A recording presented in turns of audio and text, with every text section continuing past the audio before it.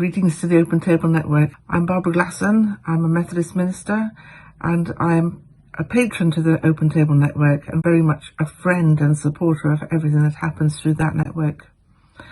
My association started a long time ago and with a friendship with Kieran to start with, and then also with Warren as Kieran and Warren became an item.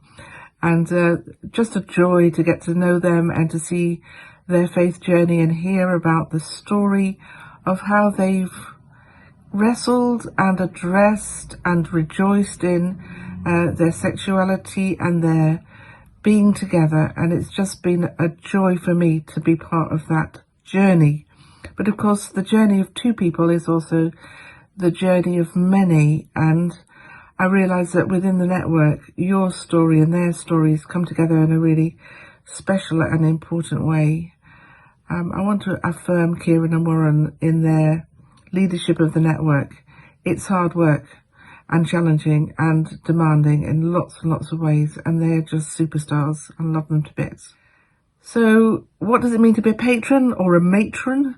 It means to be supportive, to watch maybe sometimes from a distance, but to see the long view, to see how an organisation, a development, just takes shape, how it's formed, to be supportive, to have conversations and to pray for you and to really journey with you in a way, knowing that as a straight woman, this isn't my story, but that we are joined in our humanity in that journey of faith and struggle. My own particular story in relation to LGBTQI+ began very early when I began to train for ministry, when I went on placement to a gay support group, and that was the beginning of my big learning curve.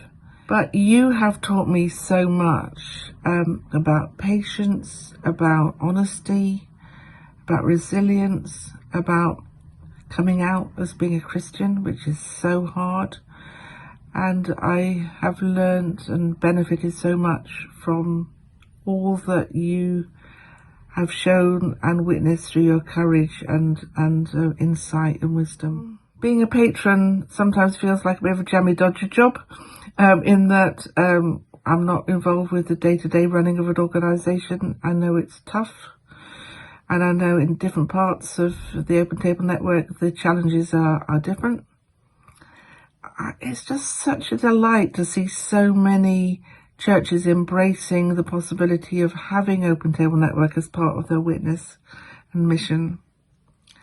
I long to see it not just being something that you do extra to church or tagged on, or something that's about trying to include people that are excluded, but rather seeing how Open Table Network actually can put a mirror to the church, challenge where conventional churches has gone way off message, and show us how to love each other more and be honest in our relationships. I think LGBTQI people as yourselves, you've lived a journey in an honest way that many straight people haven't, and you call us all together to learn about our sexuality, to own it and to be honest within it. I have a bit of an allergy to the word inclusion because I think it's not big enough.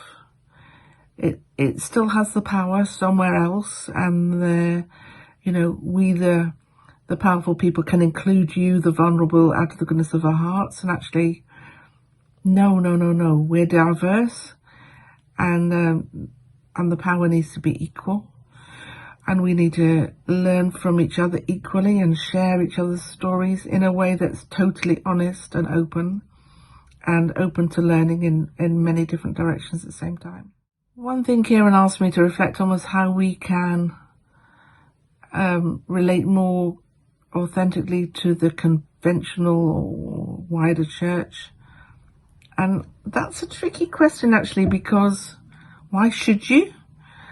You are the church, you are people of faith, you are Eucharistic communities, you are working out what it means to be church in a radically new way.